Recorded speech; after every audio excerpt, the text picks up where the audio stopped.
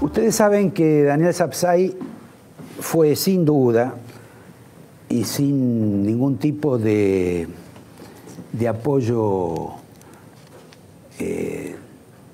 corporativo, una de las personas que más objetó la conducta judicial del gobierno de Cristina de Kirchner, a quien hasta y todavía mantiene la teoría, su seguridad de que ella ni siquiera se recibió de abogada. Pero resulta que Sapsay, por el episodio de la diputada electa pero que no pudo asumir, la señora Piketty, ¿verdad? Sí, o Piketty. Y con el tema de los jubilados, con la aplicación de esta nueva fórmula que les resta ingresos, que él la considera inconstitucional, se ha convertido ahora en un enemigo de Macri. Pero antes de, digamos, de configurar ese fenómeno, y sabiendo uno que ser individualista cuesta mucho, sobre todo en los países subdesarrollados, te voy a preguntar sobre el fallo de Bonadío. ¿Cómo no? En principio, ¿te gusta, no te gusta? ¿La castigó en exceso a la señora que estaba antes? ¿Se equivocó? ¿Procedió con una vara demasiado alta? Por lo menos 3 o 4 líneas telegráficas. ¿Cómo no?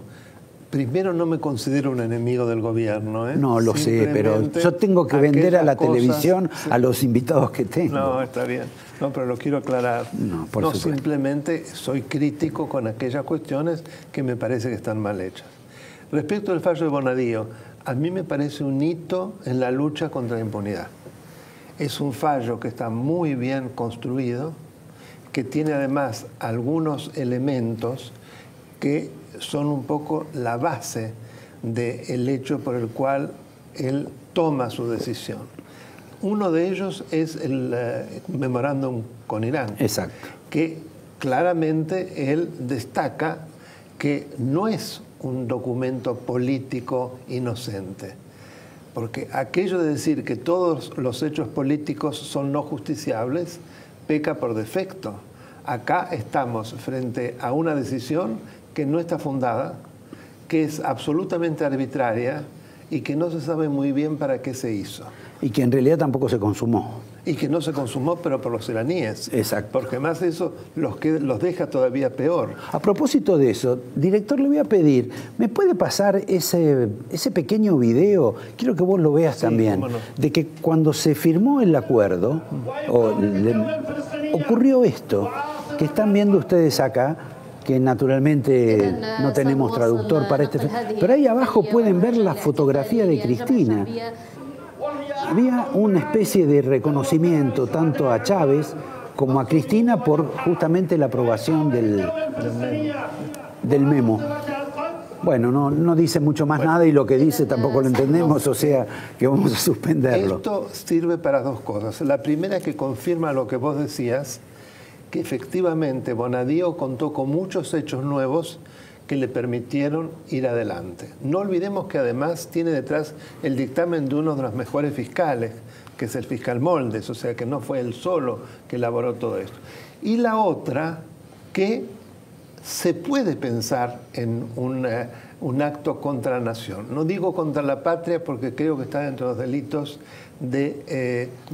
contra la seguridad de la patria.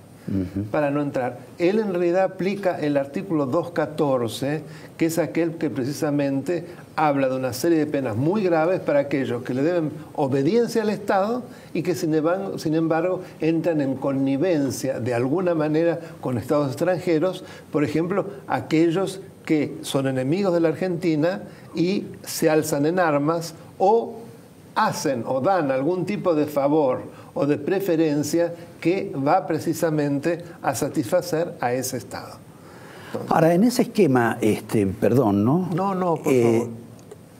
podrían haber juzgado a los montoneros, porque se iban a entrenar a un país extranjero, totalmente, a un país que seguramente no estaba de acuerdo con el gobierno, no con la dictadura sin duda, pero con los gobiernos democráticos tampoco, y después de estar entrenados afuera vinieron acá. Digo, los montoneros como cualquier otra formación especial, pero no rigió ese criterio para aplicar a los llamados insurgentes. Hace tiempo que sostengo, esto no es de ahora, que acá se cometió una enorme desigualdad, el no considerar que esos actos fueron delitos de lesa humanidad.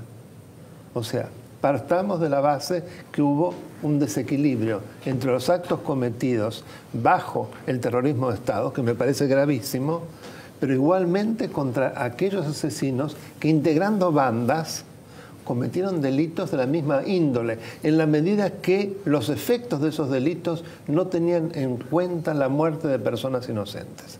Pero le salvaron evidentemente la vida, y además muchos de esos personajes integraron el gobierno de Néstor y de Cristina Kirchner. O sea, no solamente... Bueno, también estuvieron cerca del gobierno de Alfonsín, cerca del gobierno de Menem, etc. Pero bueno, no salgamos de esta otra vía, que es el caso del memo con Irán, la aprobación y la condena que le ha aplicado Bonadío a la presidenta y a sus colaboradores. Lo que rodea todo esto y lo que vuelve extraño es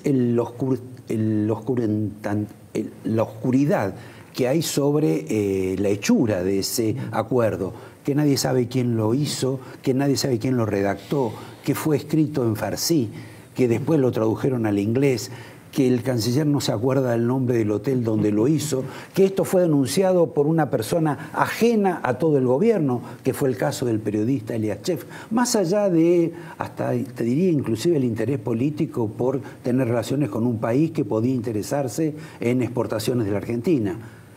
¿Vos crees que ese es un elemento fundamental o no en todo este tema? Yo creo que es un elemento muy grave, fue declarado inconstitucional por la justicia, muy pocas veces se declara inconstitucional un convenio internacional. Recordad que fue sancionado con una especie de forceps. Toda la oposición no quiso votarlo, e inclusive hubo un diputado del Frente para la Victoria, Yoma, que tampoco lo quiso votar. Bueno, pero finalmente, de un modo u otro, todos lo consintieron.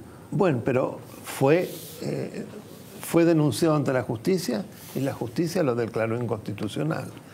En la medida que ese memo es un memo que la única parte imperativa tiene que ver con el levantamiento de las alertas rojas.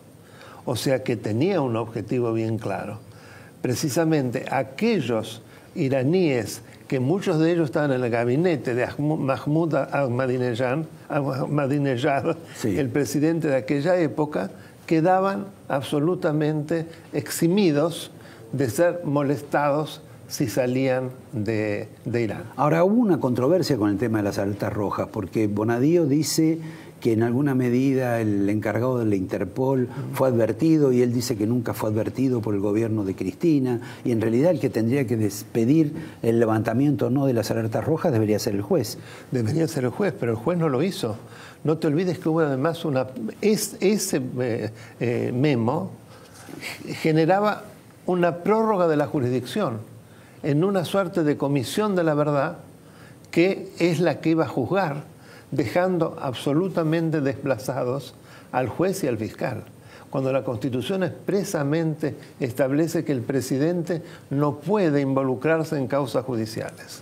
Y acá era absolutamente lo que estaba ocurriendo, es decir, por la simple decisión de la presidenta, esto pasaba a manos de jueces que no sabían ni siquiera quiénes eran, y a través de un procedimiento de un país autoritario que jamás se iba a poder lograr un paralelismo entre uno y otro país para que se llegara a un juzgamiento lógico. Ahora, ¿en qué se amparó, por ejemplo, el magistrado Rafecas para ni siquiera leer la causa y decir que es simplemente una decisión de tipo político? Bueno, yo creo que no se amparó en nada en particular, simplemente la rechazó.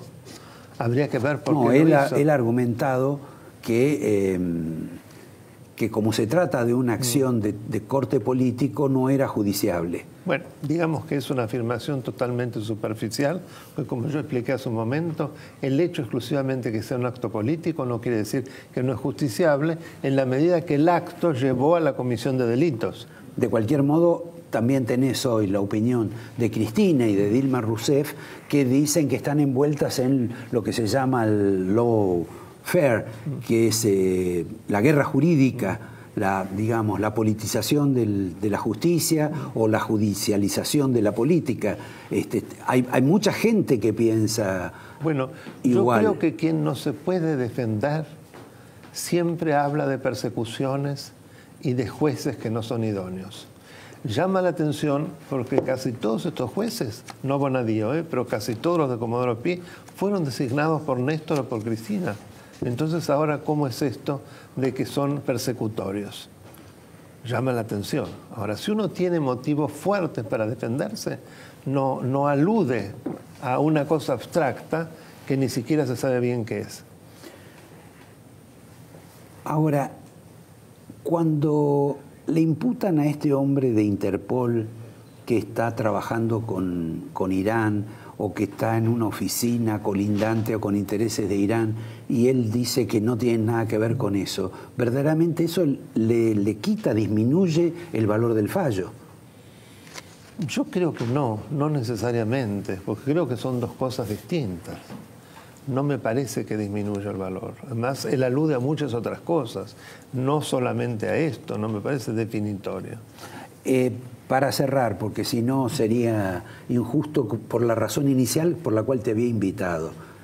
¿Qué es esta historia de que una persona que siempre parece que defiende buenas causas, como la señora Carrió, ha defendido la defenestración de la diputada Joana Piketty, que vos asumiste su defensa? Al margen del tema jurídico, si le corresponde o no haber jurado, la forma en que no la dejaron entrar, etcétera, ¿qué significado? ¿Qué hay ahí adentro? A mí me sorprende mucho, sobre todo la doctora Carrió, que es una mujer del derecho, porque es realmente persecutorio.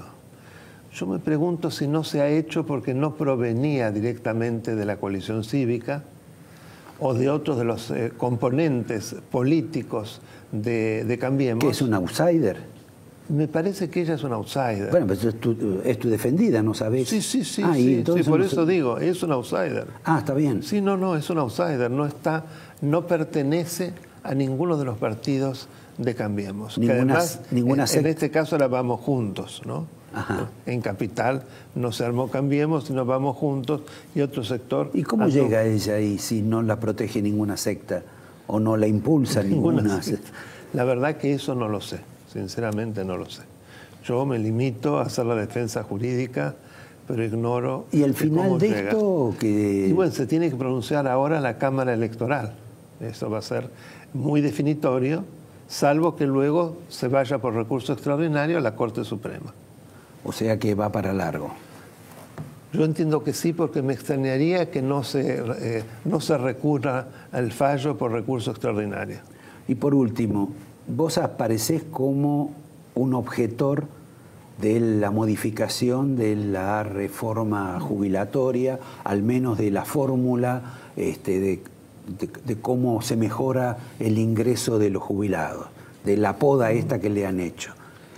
¿En qué justificás eso, aparte de tener un corazón y ser más humano con los viejos? No, yo lo justifico en la medida que hay una merma, esto lo saco de los economistas o de la mayoría de ellos, en la medida que hay una merma, esto implica una violación del principio de no regresividad en materia de derechos humanos que está en varios de los tratados internacionales que la Argentina ha erigido como de jerarquía constitucional. Es decir, una vez que en materia de un derecho, acá estamos el derecho jubilatorio, un derecho adquirido, se ha logrado un determinado nivel, se puede elevar ese nivel, pero lo que no se puede es ir para atrás. Porque si se va para atrás, precisamente, esa persona va a quedar más desprotegida, o ese sector. Bueno, yo lo veo por este lado. Bueno, yo te agradezco la presencia, te voy a dar el angelito. Sé que no has traído nada, que es bastante habitual en vos. Y ha generado acá, Sapsay, tiene otro color un tema que es interesante. sobre todo con nuestro próximo invitado, entre la razón jurídica de por qué no se le puede disminuir el ingreso a una persona que ya tiene un derecho adquirido y qué tiene que hacer un gobernante que no puede sostener el pago de ese ingreso. En un minuto también vamos a agregar ese tema a nuestra charla con Juan Carlos de Pablo, aunque con él vamos a empezar de otro modo. Preguntarle hasta cuándo va a ser presidente del Banco Central el señor Federico Sturzenegger. Un minuto nomás.